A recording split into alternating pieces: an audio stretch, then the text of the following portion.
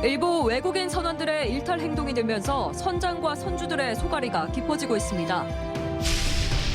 한평 지역 5.18 1호 사적지인 한평공원 표지석이 철거됐습니다. 43년 전 당시 걸기대회 성격이 조작됐다는 의혹이 제기됐기 때문인데 기록 조작의 고의성 여부에 대한 조사가 시급합니다. 전라남도 감사에서 사무관리비 유용이 사실로 확인된 것과 관련해 정의당이 경찰의 철저한 수사를 촉구했습니다. 오락가락하는 기후변화에 가뭄뿐만 아니라 이제는 홍수 대비도 느슨하게 해서는 안 된다는 지적이 나오고 있습니다. 여러분 안녕하십니까? 목포 MBC 뉴스데스크입니다.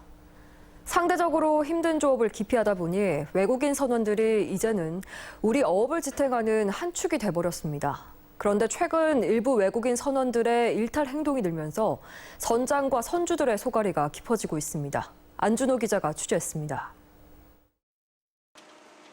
최근 베트남 국적의 외국인 선원들이 자신이 일하던 어선에서 어획물을 훔치다 걸렸습니다. 이 같은 비슷한 절도 사건이 종종 발생하고 있지만 선장과 선주들은 신고를 하지 않는 경우가 오히려 더 많습니다. 한국선은 없고 외국인만 있다 보니까 계속 잡히면은 배를 못 나가지 이제. 선원 부족 현상은 어제 오늘 일이 아닙니다. 배를 타고 나가는 조업이 상대적으로 힘들다 보니 선원을 하려는 사람들이 많지 않기 때문입니다. 국내에서 선원을 구하기 힘들다 보니 외국인 선원을 고용해야 하는 실정입니다. 외국인 선원은 전남에서만 2천여 명에 이를 것으로 추정되고 있습니다. 과거 200만 원 안팎이었던 외국인 선원 월급도 최근 300만 원까지 올랐습니다. 국내 선원을 구하기 힘들다 보니 외국인 선원들이 무리하게 임금 인상을 요구해도 울며 겨자 먹기식으로 맞춰줄 수밖에 없습니다. 지금은 거의 300만 원에 육박하는 그 인건비를 요구해오고 있고 또 선원이 없다 보니까 어쩔 수 없이 그런 외국인 선원들을 부담을 하고.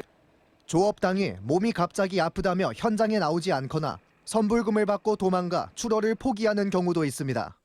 사람 또 뭐라고 돈 들어서 고생해놓으면은 얼마나 많이 가지요.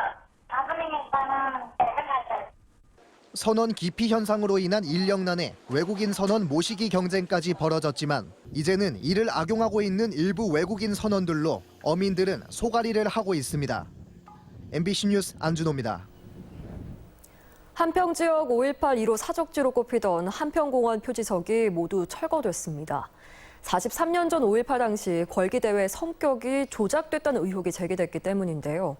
기록 조작의 고의성 여부에 대한 조사가 시급합니다. 신광하 기자입니다. 한평읍 사무소 뒤편, 기산으로 불리는 한평공원입니다. 현충탑을 비롯해 각종 기념비가 즐비한 기념공간은 지난해까지 한평군 5.18 1호 사적지였습니다. 43년 전 광주항쟁이 시작되면서 한평공원에서는 5월 22일 걸기대회가 열렸고 대회의 성격이 5.18을 지지하는 것이라는 기록이 있었기 때문입니다. 당시 기록은 사라진 가운데 최근 발간된 한평 설화집에 관련 내용이 수록돼 있습니다. 저자는 김창훈 한평문화원장, 당시 걸기대회 사회를 본 인물로 알려져 있습니다. 그런데 이 기록이 실린 설화집, 표절 논란 등으로 현재 형사소송이 진행 중입니다. 여기에 당시 걸기대회가 한평군과 경찰이 후견하는 관제 집회였다는 주장이 나오면서 전남 5.18 심의위원회에서 사적지를 폐지하고 지난 1월 기념비석을 모두 철거했습니다. 이게 한평공원이 민주화 운동을 했던 장소처럼 보여졌다는 것에 대해서 많은 지역민들이 예를 들어서 그 의문을 제기를 했어요. 그러니까 생존에 계신 분들이 당시 상황을 알고 계셨기 때문에. 그러나 너무도 쉽게 사적지에 오른 것과는 달리 왜곡된 관련 기록과 전라남도가 제작한 5.18 사적지 소개 영상은 여전히 인터넷 공간을 떠돌고 있습니다. 의혹의 중심에 선 한평문화원장은 5.18 진상조사위원회에 이의 신청을 하는 등 억울함을 호소하고 있습니다. 무슨 하고 우리가 그 광주하고 관계를 안 한다고 하면은 걸기대회를 하고 그런 내용을 하고 고생을 하고 읍장님한테 가서 부탁을 하고 하겠습니까? 한평공원 사적지 철회 공고문은 당시 걸기대회의 성격이 5.18과는 무관하다는 것을 분명히 하고 있습니다. 그러나 의도된 왜곡이 있었는지 여부에 대한 철저한 조사는 앞으로도 계속돼야 할 과제입니다. MBC 뉴스 신광하입니다. 전남도청 사무관리비 유용이 사실로 확인됐건과 관련해서 정의당 전남도당은 관행이란 이름의 불법 행위가 일부 밝혀진 것이라며 경찰에 철저한 수사를 촉구했습니다. 또 이번 사태는 단순히 부적절한 집행 사실의 발견 혹은 공직자의 명예를 실추시킨 행위 정도로 치부할 수 있는 문제가 아니라 관행으로 묵인된 세금 횡령의 불법 행위이기 때문에 도지사의 직접 사과가 필요하다고 주장했습니다. 제23회 목포 세계 마당 페스티벌이 오늘 개막식을 시작으로 오는 28일까지 목포 원도심 차 안 다니는 거리 일대에서 열립니다. 개막 놀이는 힘내라 목포를 주제로 전국체전 목포 성공 개최를 비롯해서 관광 거점 도시, 문화 도시 등 지역 최대의 관심사를 대형 소원 등으로 밝혀서 성공을 기원했습니다. 이번 축제에는 독일과 스페인 등 국내외 40여 개 팀이 초청돼서 다양한 공연 예술 프로그램을 선보일 예정입니다.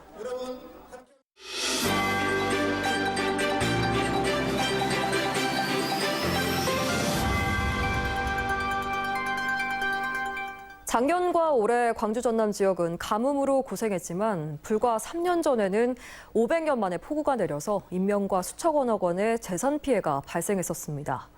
이처럼 오락가락한 기후변화의 시대에 홍수 대비를 느슨하게 해서는 안 된다는 지적이 나왔습니다. 송정근 기자입니다. 아파트 관리사무소가 길가에 둥둥 떠다니고 지하주차장이 물에 잠겨 차량 수십 대가 침수 피해를 입었습니다. 추모관도 침수돼 망자도 순환을 겪었습니다. 곡성에선 산사태로 주민 5명이 숨졌고 구례에선 제방 붕괴로 섬진강이 범람하면서 읍내 전체가 물에 잠겼습니다. 지난 2020년 기록적인 폭우가 광주 전남을 핥히고 지나간 모습입니다. 이런 홍수 피해를 막아보자며 대책을 고민해보는 토론회가 개최됐습니다. 참석자들은 변화무쌍한 자연 앞에서 모든 피해를 막을 완벽한 대책은 없다는 데 공감했습니다. 때문에 생명보호를 최우선으로 하는 대책을 마련해야 한다고 한 목소리를 냈습니다. 기존의 위험은 생명 플러스 재산까지 다 보호하겠다. 근데 알 수 없는 위험에 대해서는 재산까지 다 보호할 수는 없다. 생명을 우선 보호해야 된다 하는 게 이제 차별적으로 생각을 해보는 거죠. 이를 위해 환경부 홍제통제소는 정확한 홍수 대응을 위해 AI 홍수 예보를 도입하기로 했습니다. 또 현장 중심의 홍수 대응력을 강화하기 위해 주민과 협의체를 구성해 홍수 위험 요소와 대책을 공유한다는 계획입니다. 광주시도 방제 목표를 상향하기로 했습니다. 기존에 시간당 80mm 강우량이 맞춰져 있던 하수관 관리 계획을 시간당 88mm로 올렸고 50년 강우 빈도를 견딜 수 있게 돼 있는 하수관로 설계 빈도도 70에서 100년으로 올리기로 했습니다. 50년 대비하는 대책들, 시설들 이런 것만 가지고는 좀 한계가 있다라고 보여집니다. 그래서 이제 이런 방어 대책과 함께 그 적응 대책도 필요합니다.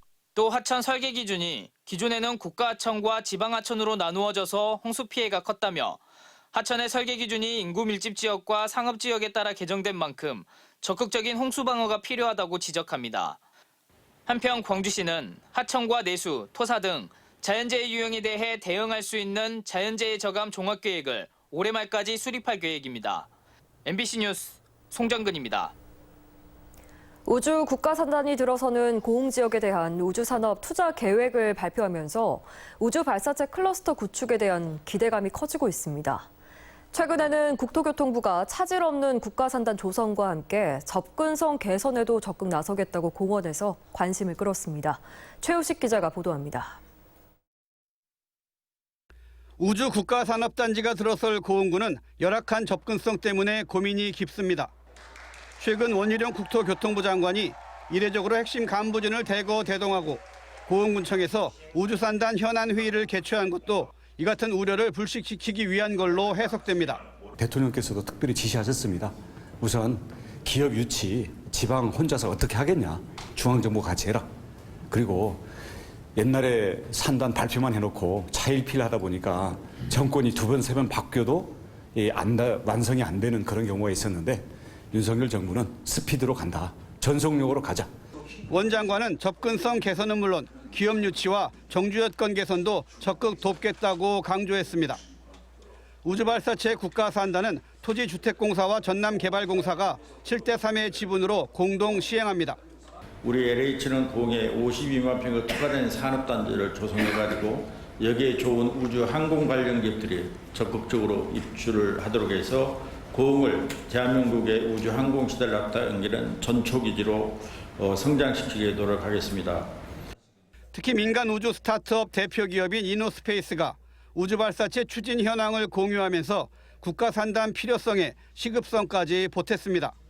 고흥군은 이번 국가산단 유치가 획기적인 교통 인프라 개선을 통해 지역 발전을 앞당길 것으로 기대하고 있습니다. 국가산단 지정으로 그동안의 고흥군은 접근성 그런 것 문제 때문에 소외와 낙후라는 지역 이미지 이번에는 정말 탈피하고 지역 균형 발전의 거점이 되는 발판을 마련했다 이렇게 생각을 합니다. 나로우주센터가 들어선 이후 10여 년 동안 후속 투자가 전무했던 고흥군이 정부의 전폭적인 지원 속에 대한민국 우주 플랫폼으로 도약할 수 있을지 주목됩니다. MBC 뉴스 최우식입니다. 정의당 강은미 의원과 정의당 전남도당은 오늘 전남도 의회에서 기자회견을 열고 의료 취약 지역 의사 정수 배정과 전남 지역 공공의과대학 설립을 정부에 요구했습니다. 강 의원은 전남은 전국에서 의사가 가장 적고 제때 치료를 못 받아 하루에 4명 이상이 사망한다며 이는 의사 정수 확대와 의대 신설이 반드시 필요한 이유라고 말했습니다. 또 정부는 각계각층의 요구가 반영되는 사회적 협의체를 구성해서 의사 부족의 해결책을 찾아야 한다고 주장했습니다. 강진의 대표 먹거리인 병영돼지 불고기와 관광자원을 연결한 새로운 관광 모델인 강진 붉은 불파가 운영에 들어갔습니다. 강진구는 오늘 개장을 시작으로 10월 말까지 매주 금요일에 불고기 파티가 열리는 붉은 불파를 개최할 예정이며 행사장에서는 다양한 먹거리와 병영 한 골목 관광 투어 등 다양한 즐길거리도 만날 수 있습니다.